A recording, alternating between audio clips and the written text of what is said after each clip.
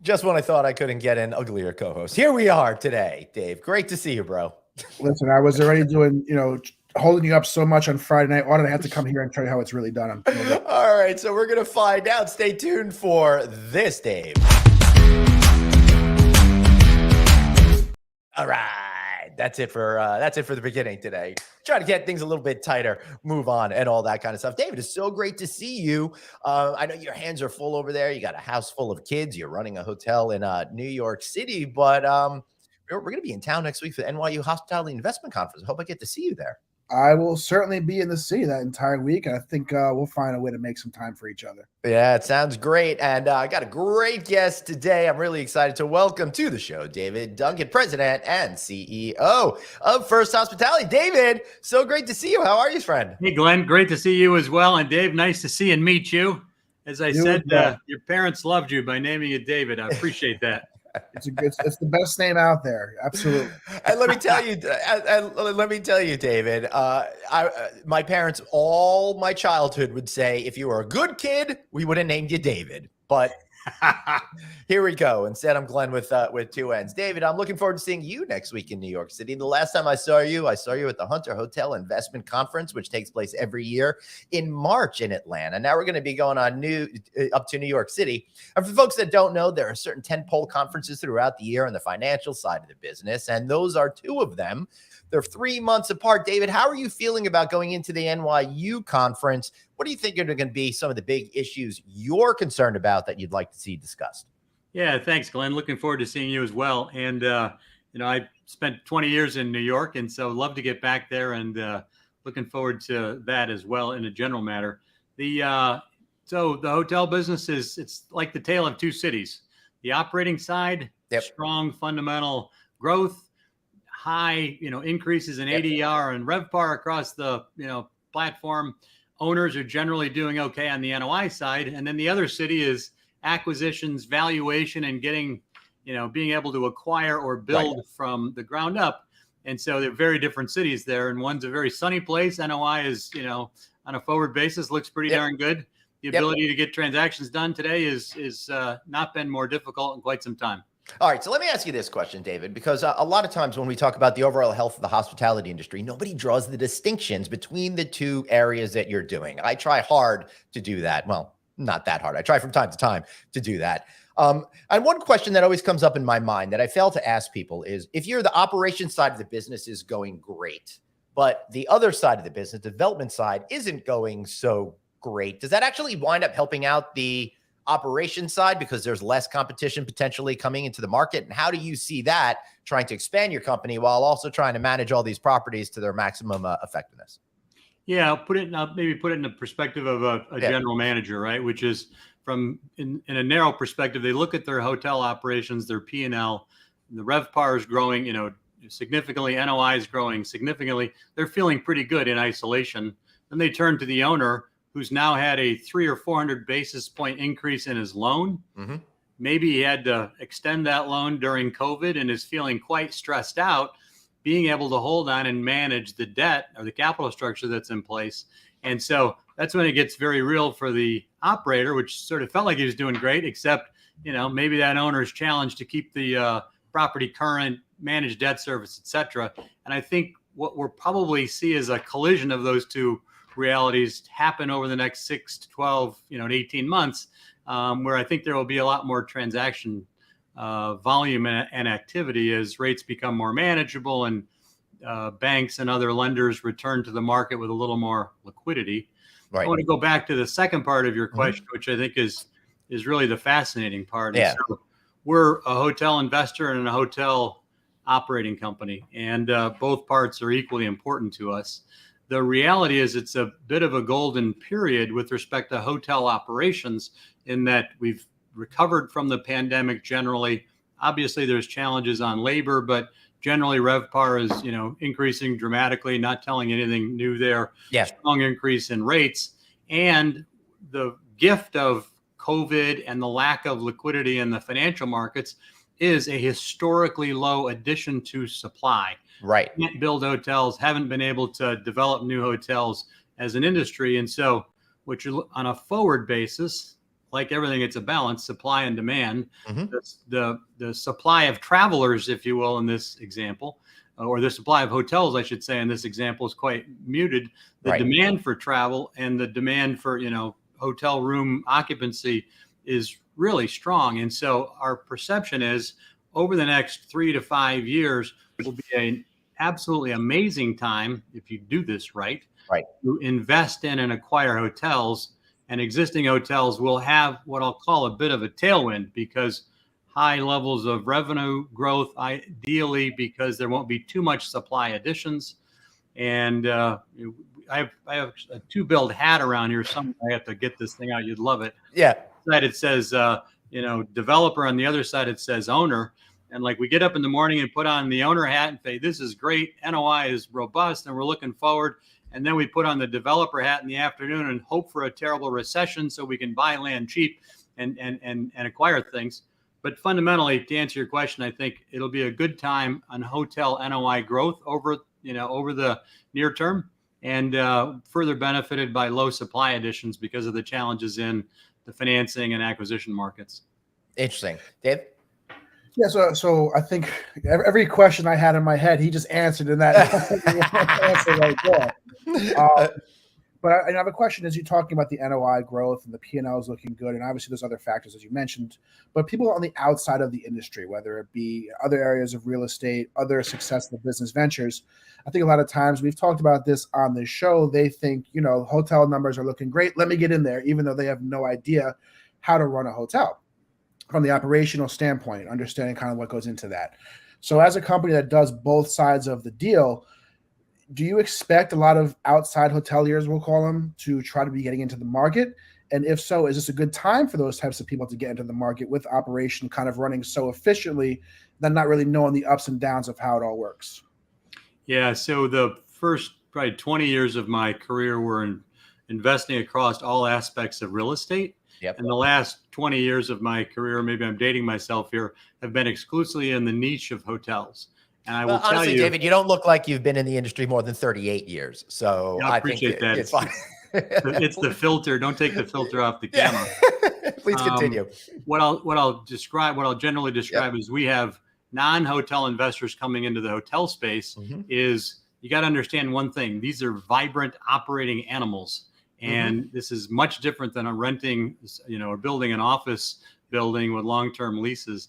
And so a lot of investors are a little naive when they come into the market with respect to the complexity of the hotel NOI. It's fantastic that you have the ability to price your rents daily. And it's also the slippery side of that slope, was ultimately shown at the pandemic when all of a sudden 80 or 90% of the top line of an hotel went away. And so what I would say for new hotel investors, it's a fantastic space. It's an increasingly popular real estate investment. It's always been sort of the fifth food type, if you will. Yeah, right. It's increasingly popular, and there's a lot of new investors coming into it.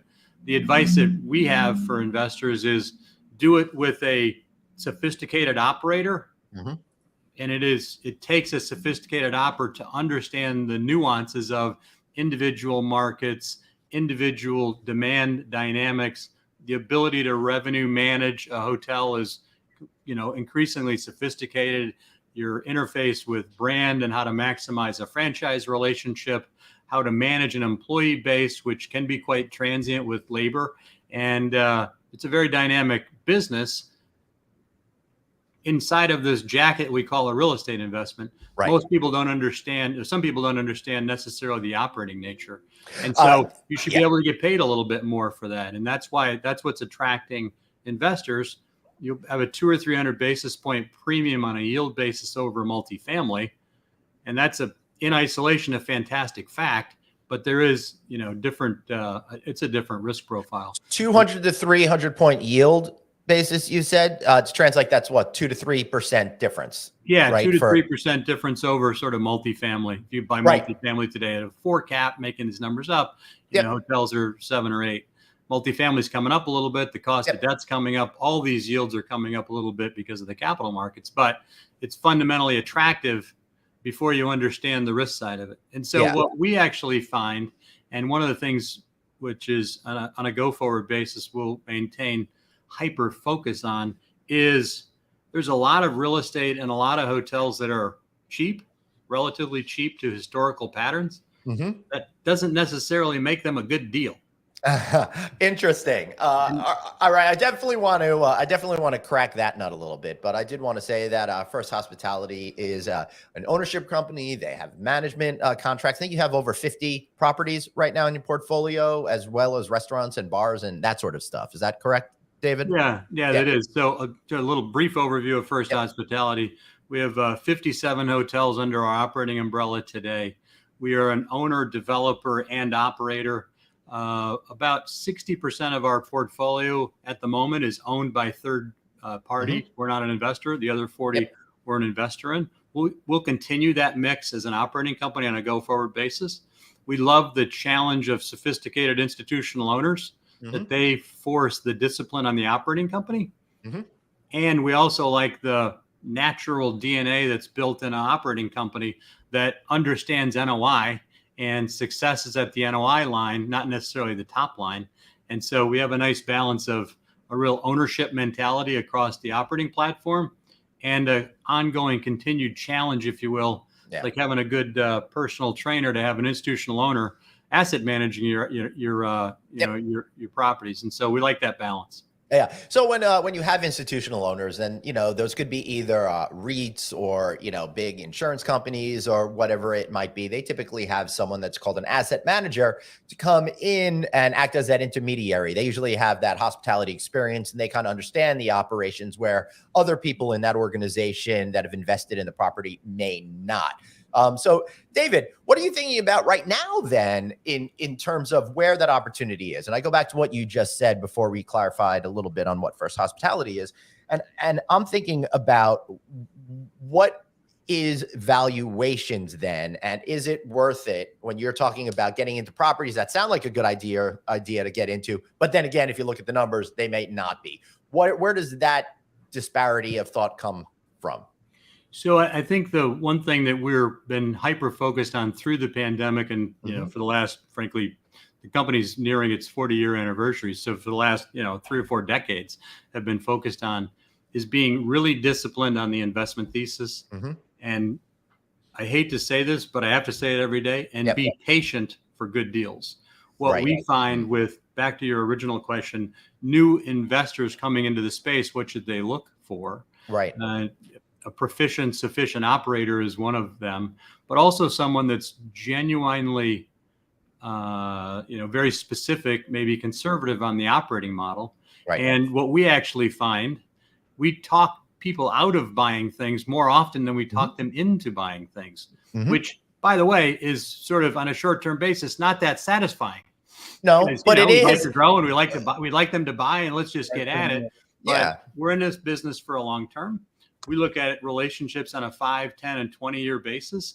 The best advice we sometimes have mm-hmm. is you really shouldn't, buy that asset, or you shouldn't necessarily pay up for it. While the dream is amazing, let us tell you some of the balance. And so what I would say, key word for us at this moment, which is, I'm going to say challenging, is patience. Yeah. Markets will come around and opportunities will come around, but don't be foolish. So David, from an educational standpoint, for those who may not be involved in that side of the business right now, what are, say, some of the 3 or 4 metrics you look at to determine if this is a good deal or not? Number one is the investment basis, the real estate basis. How much does it cost you for that hotel in mm-hmm. a certain market? And we never lose sight of what we'll call replacement cost. That also can be a fool's errand. If you can buy a downtown, let's say an urban hotel at a significant discount from replacement cost, or maybe use a suburban full service mm-hmm. hotel that costs $300,000 to build, and you can buy it for $150,000. We'll get a lot of calls from investors to say, this thing is half off. Right. We got to buy this thing. It's an amazing bargain. Yet, because of the shifting demand fundamentals, mm-hmm. the NOI may not actually support the original $300,000 cost. And so first one is basis. Don't be fooled by that. Just because it's cheap doesn't make it a great deal. The second one is the ability to generate NOI or yield or a dividend capability, if you will, from the real estate. And so going in cap rate's very important to us, and Mhm. trailing 12-month cap rate. And what I find, especially for younger analysts on our team, Mhm. is we will look at there's like the trailing 12-month, what's the last year look like, and what's the next year look like. And what I find people doing very quickly, or very frequently, I should say, Yeah. is to say, next year is going to be amazing, right? Next year is going to grow at, it's going to be a 9 cap on cost, Right. a 10 cap on cost. And I say, that's fantastic. We love a 10 cap on cost. What was it for the last 12 months? And they say, well, it was only 3 or 4. Well, Right. how do you get from 3 or 4 to 10? That may well be very appropriate, but don't just skip over the recent actual. Yeah. Because notwithstanding your dream and genuine sincerity around trying to make something work, you better gear it in the reality of the current market fundamentals. And I think that discipline is sort of bullet 2. Yield. Don't be fooled by, what I'll call a hockey stick forecast. Yeah. Gear it and tie it into, the prior year before you get too excited about it. And then, 3 and 4 is condition of the asset, and then condition of the brand, franchise, or sort of the hotel flag in its market. Supply demand is, obviously key to all of these things. Yep. So I want to follow up on that, exactly what you just said. So pre-pandemic, I think a lot of the development was happening in the branded space. And through the pandemic, during conversations I've had, there was a lot of questions if, the independent model may be seeing a resurgence or see more focus. Moving forward, do you think that there is more opportunity for independent brands or independent hotels to be successful, or are we going to see it go back to pretty much exclusively brand development? I think there's a huge opportunity, and will continue to be a huge opportunity in the independent space. Yep. We looked at, over the last 15 months, we literally underwrote 350 deals, which is mind-numbing, by the way. And That's insane. And acquired 1. And that is an independent hotel in Nashville. It's called the Hutton. It's going to be an amazing investment. No way. You got the Hutton? We own, and we do. And wow. Happy to have that in the portfolio, and acquired it, a little over a year ago, and are undertaking a very exciting renovation. The restaurant will come to life here in July, August, called Evelyn's, and just one other feature in that. That's an example, and the reason I bring that up is because the Hutton Hotel for us is a great example of a super high quality independent hotel. Yep. We could have branded it, and we looked very closely at branding it with a soft brand. And so I think there's a huge opportunity on a forward basis for our company and real estate investors in general, is to run more independents. But I'm going to caveat that it really depends on the location. Right. And so we look at franchise opportunities as tools. In the toolkit, we've all heard about soft brands. And soft brands, it's a Marriott, a Hilton, or a Hyatt, and allows you to a little more flexibility in the design and how you want to brand it and manage it. Yep. And in some places, that's entirely appropriate and needed for the real estate, because depending on the demand fundamentals, maybe you need midweek business and you need business traveler, and business traveler like Marriott points. And so the sweet spot, actually, what's really interesting, if you look at the macro numbers around independent space, they will tell you that the actual independent space has gotten a little bit smaller over the last 4 or 5 years, which is counterintuitive. Right. I think that's a bit of a misnomer. If you said pure independence and then added how many autograph, curio, exactly, David. the independently spirited has grown dramatically. Yeah, and I think what's really important about this for people to know is about 15 years ago, when the Ascend collection started from Choice Hotels, it was the first one to enter this market. And they discovered, of all places, in Chicago, right? They kept turning away thousands and thousands of room nights a week. So they came up with this particular idea. Everybody followed in very, very quickly. And then everybody started adding more collection brands, as they're called, within their portfolio to meet the different aspects of the industry: upper upscale, mid-scale, et cetera, whatever it would be. I think, David, it's completely transformed the industry, that gives people that are interested in running independent hotels the ability to do that because of the factors you said, but also gives you the confidence of working with a brand that can help you and deliver those people to your front door so you could make money off of them. So I love that particular aspect of it. Yeah, and so the first probably 7 or 8 years of my career track was institutional sort of consulting in nature, places like GE Capital and some private equity firms, and then basically sort of mid-career fell in love with the hotel business and exclusively in the independent space. Yep. And I loved being in the independent space, being able to do whatever we wanted on any particular four corners. There weren't soft brands at the level that there are today.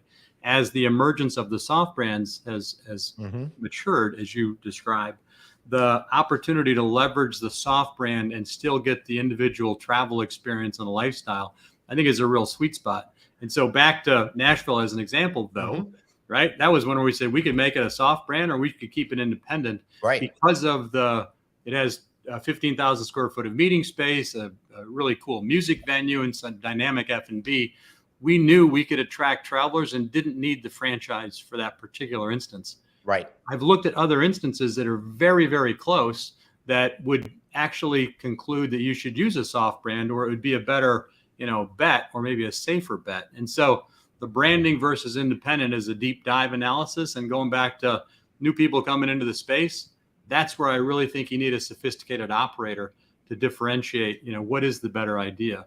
There's financing implications, there's franchising and cost implications, there's margin implications, and a whole lot of things that come into that analysis. But true empirical analysis from a thoughtful operator, I would, advise people to look at closely before you pick soft brand or independent or otherwise.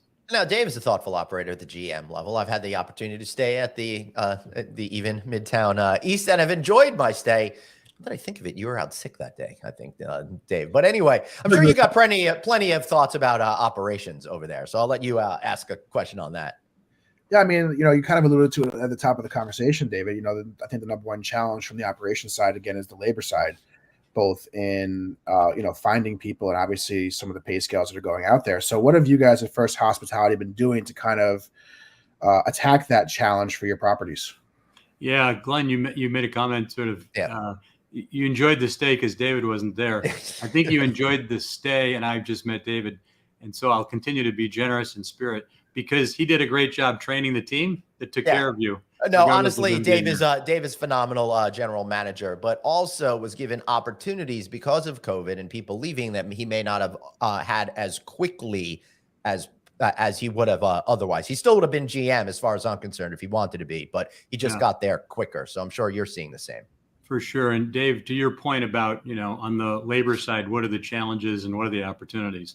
I think the biggest headwind, I'm confident, the biggest headwind in the hotel space and more broadly in other spaces is the labor challenge. And it was interesting, this labor challenge, when you look at any reasonable empirical analysis, has been building since about 2000, a little over 2002, 2005, where diminution in the supply of labor, massive retirement of the baby boomer generation, dysfunctional immigration, et cetera, has caused us to have a lot more hotels and restaurants and hospitality venues debuted. So you needed more people when fewer people were interested. Please continue, David. For sure. And so going into the pandemic, we had already judged and began to prepare for a long-term, and I'm not talking months, but years, a long-term challenge in the labor side, the talent side of our company. During the pandemic, I heard conversations amongst our team, which is, geez, this labor crisis, I just wish the labor crisis would be over. When do we get back to normal?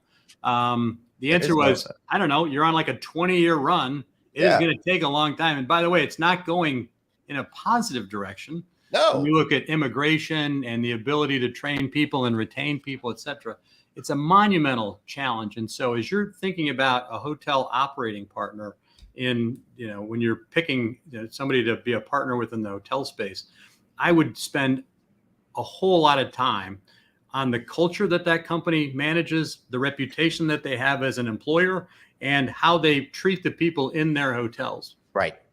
We've been heavily immersed in that as a company, as a culture, family-based company, literally for decades. But we've increased the clarity and the discipline about how do we recruit the right talent? How do we immediately train them for the job that they have day one? How do they feel not only welcome, but belonging into the hotel space and as humans? Mm-hmm. And how do we treat them literally on a day-to-day basis, but on a go forward basis, illustrate to them, you can come in as a dishwasher and become a GM or a senior level, leader over time. And it's one of the unique industries where we can take people from the front line to the heads of the industry. Yeah. And I think what we found in our sort of efforts here, helping illuminate the opportunities for our new talent is really key. You bring them in, make sure they're properly trained for the job at day one, but have a visibility to a long-term career path. Mm-hmm. And then it's nice that you've illustrated that, but you're not done yet. You have to have the training tools in place. You have to have the processes in place to pick leaders out and make sure that they get multiple experiences and really focus on helping them develop their own career path. That is a two-way street. But Yep. What we're doing and investing heavily in on the human capital management side is having the teams in place, the systems in place to identify talent, make sure that we're increasingly focusing on their career path and providing them the training along the way. And most importantly, treating them the way that we would like to be treated, sort of the golden rule idea here. But I think that's truly fundamental to the success of most hotels in our portfolio, for sure, and a huge differentiator. All right, so David, let me ask you this question, because if there were, according to the American Hotel and Lodging Association, more than 1 million jobs in hospitality available before we suffered all together in 2020 and beyond. Now, it seems like that issue is at the same, if not more pronounced. Therefore, David, you must never be running full staff at any of your hotels. So at what point do you cease to think that you're going to get X number of people when in reality you're only going to have Y number of people? And then are you thinking about revamping the organization so you won't need as many people running a full service hotel, for example? And before you answer, I'll say one of the reasons why I think extended stay has taken off in such popularity is they're easy to run and use a fraction of FTEs, full-time employees, that a full service hotel would use, for example. So how do you think about that?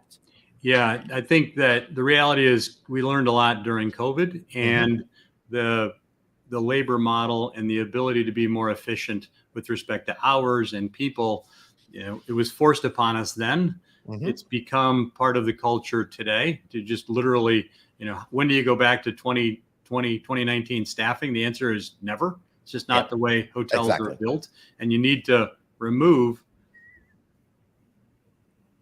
labor out of that challenge. The screen just went blank. That's all right. We can still see you. It's all good. We can hear you. Okay. Yeah.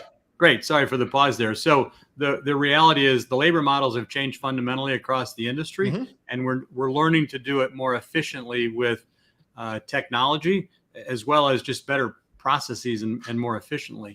In terms of sort of the evergreen challenge of recruiting and how do you make sure you have enough staff, right, it's really focusing on what we call the leaky bucket, which is how do you retain staff at levels that are higher than the other hotels in my comp set.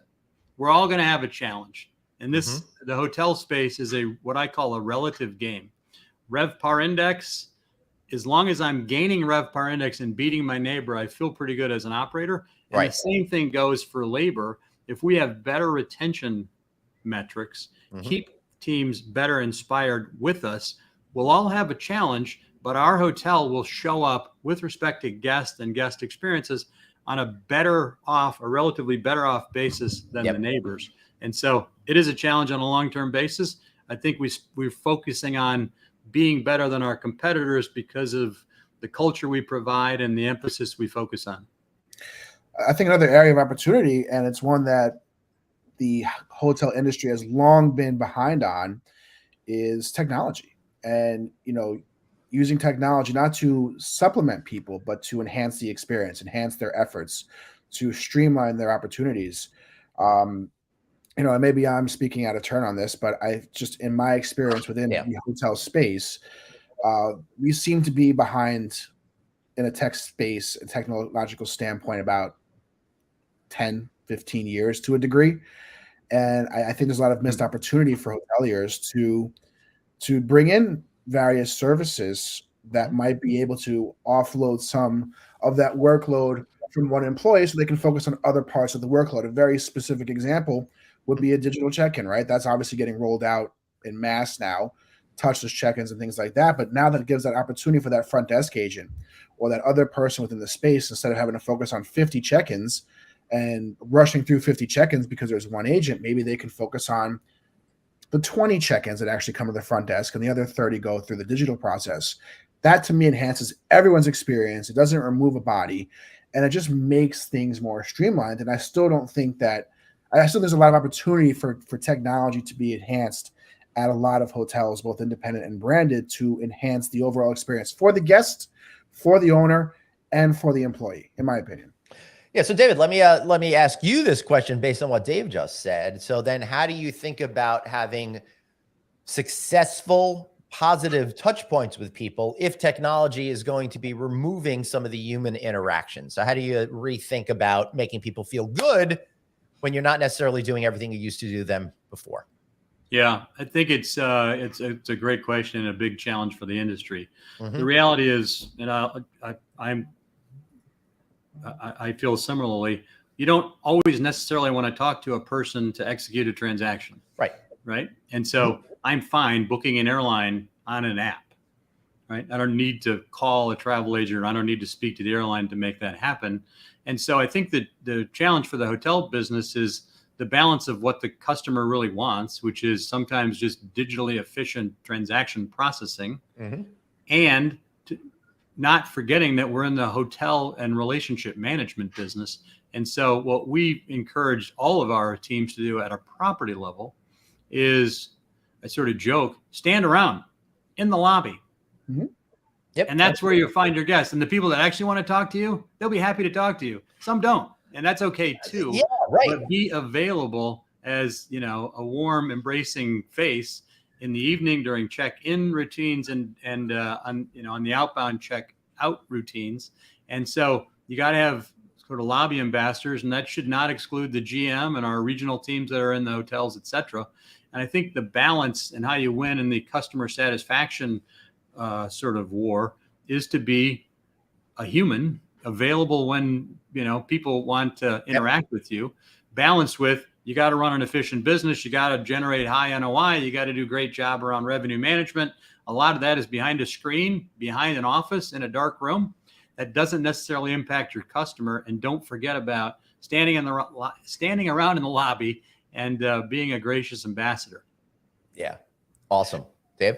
No, that hits right on the head, right? And I think these opportunities allow the guests to kind of customize their experience to how they want a little more, right? So I talk to my team, right? When I'm training a front desk agent, I say, listen, you can't make every experience the same. A 5-star check-in for one guest will be a 1-star check-in for the very next guest. So by offering these opportunities, the guest, the business traveler who knows the industry, who knows the hotel, who wants to just get to his room, he's gone, he's happy, he's good. The family of 4 that wants to learn about the local experience, the local area, where to go eat, they have that opportunity to still interact with somebody. And I think that's where we're moving in that direction. And I think that the pandemic has expedited that to a degree, but that's where I think the opportunity is to provide that hotel hospitality experience, as I said, while still trying to be as efficient as possible with everybody involved, because it's challenging. David just said it. It's very challenging to run the entire operation when you're continuously short-staffed. You're continuously having to pull yourself in 19 different directions, and at times you can lose those efficiencies. No, it is challenging. I think one of the other things that I would just mention that we're hyper focused on is recruiting talent that likes to be in the service business. Of course. And we've started, long ago, starting with panel interviews to recruit talent that enjoys interacting with humans, not necessarily computers. And what we find is if you get natural, emotional connection to people as the starting block to the employee talent level, you can teach them how to run the front office system, and you can teach them the technology around the hotel space, but fundamentally start with friendly people and, lean less on the technical aspects initially. And so I think that's a key to, making sure you get that balance right.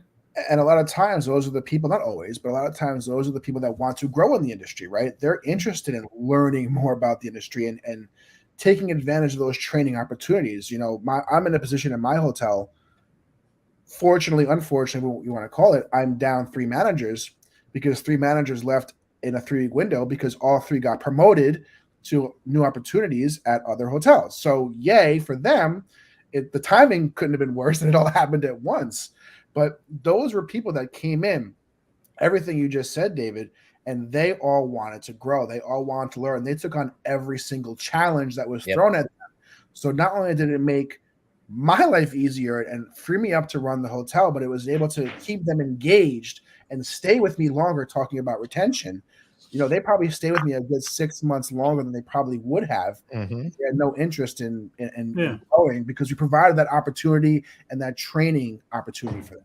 So, David, you remind me of what I consider myself a very lucky person professionally. I spent the first half of my life in financial institutions, private equity, organizations that are more quantitative in analysis and focus. And I loved that. And in the second half of my career, immersed in the hotel business. And what I found is what I especially love about the hotel business is just that people and seeing teams come in from, needing a job to finding a career, promoted from within, transferred around the country, meet a spouse, have family, and see those careers nourish. Yep. It's such a unique space that I really feel lucky to be a part of, because in addition to the quantitative stuff, which is critically important to profitability and running the business, you have the human talent relationship connection bit that is what makes it really interesting and fun every day. Yeah, sure does. We got to start wrapping up here, David. So let me ask you, this year, what project are you most excited about? Maybe it's a renovation, maybe it's a new build that you've been able to get going, or a purchase that you've recently been able to make. What is it that gets you excited? Not at the expense of all the others, but Yeah, no, I think we're focused on bringing hotels online. We're under construction in Dayton, Ohio, and Louisville, Kentucky. Tapestry brand, a Tempo brand. Awesome. Evelyn's restaurant will launch in Nashville, which will be a fantastic food and beverage venue, restaurant venue there, independently spirited. Mm-hmm. We've got a great music venue in Nashville that'll continue to bring up the energy and lights in that part of the neighborhood. And so I would say bringing the existing assets that we have online on a construction basis, and continuing to grow the portfolio. We went into the pandemic, we thought we were in a really good place as a company with a stable platform. We've been able to grow the portfolio 37% since the beginning of the pandemic. Wow. That momentum is what I'm especially excited about continuing. It's not coincidental that we've been able to grow 37%. People recognize the investments we've made in our platform, the investments and thoughtfulness on which we're bringing on people and building a broader talent mix across our platform. And so I imagine and I fully expect that we'll continue that sort of growth momentum. And we'll do that in 3 different ways. First Hospitality will grow in the following ways. We have affiliated investors. First Investors are a real estate investor, continuing our legacy investor. We have an affiliated company in New York called the Georgetown Company that's interested in acquiring upwards of $1 billion in hotels. And then we have other institutional investors that are coming to us for advice as to what to acquire, build, or develop in the hotel space. So first challenge in growing the first opportunity or channel is acquisitions. The second one is on a third-party management basis. We've been able to expand that portfolio quite nicely. Mm-hmm. And then third, we're being pretty selective, but quite actively working on some M&A activity, I'll call it, where we may well be able to acquire some other operating companies or friends that are in the business to grow the portfolio. And so we're, like I said before, 57 hotels today. I think we're heading to, something materially more than that. Awesome. Continue that sort of growth pattern. I think that's the exciting part. It's exciting because everybody likes to see growth, but back to the fundamental reason we're in the business, it provides amazing opportunities for people that join First Hospitality. More places to work, more dynamic, more career opportunities, et cetera. I love it. Be sure you check out First Hospitality, firsthospitality.com. David, thank you so much for being here. I really appreciate it. Do us a favor, stay backstage. Let us wrap up the show. Then we'll say goodbye to you like all official. All right. Thank you both, guys. I really appreciate catching up. You all have a great day. Hey, thank you. Appreciate it. Dave, that was a lot of fun. Really fun to see an operator, investor, all of that kind of stuff. What did you take away from this? I mean, you take away, obviously David knows a lot about the entire operation, right? He just really gave a deep dive into both sides of the industry. And, Anthony, we talk about these shows, especially when Michael Schindler's on, about the business of hotels and then the hotel business. David just gave a great lesson on both sides of those coins. So that really just shows he knows how to run both sides, right? That's a great person to talk to if you're kind of getting in the industry, to go from, hey, I want to buy a hotel, or I want to develop a hotel, to, hey, 10 years from now, let's run it. He can literally take you from start to from intro to exit your entire way through.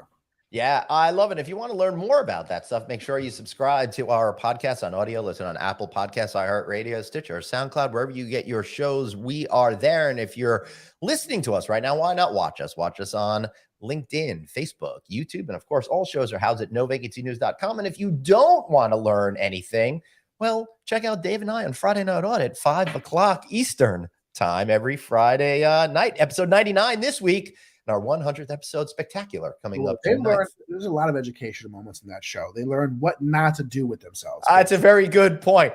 All right, everybody. Thanks so much for being here, and we'll be back next time with another episode. So until then, you've got one life, so blaze on. And Dave, you got a catchy catchphrase you want to use? Be kind to yourself. I think I've heard that once or twice somewhere before. Whatever. See y'all later tomorrow.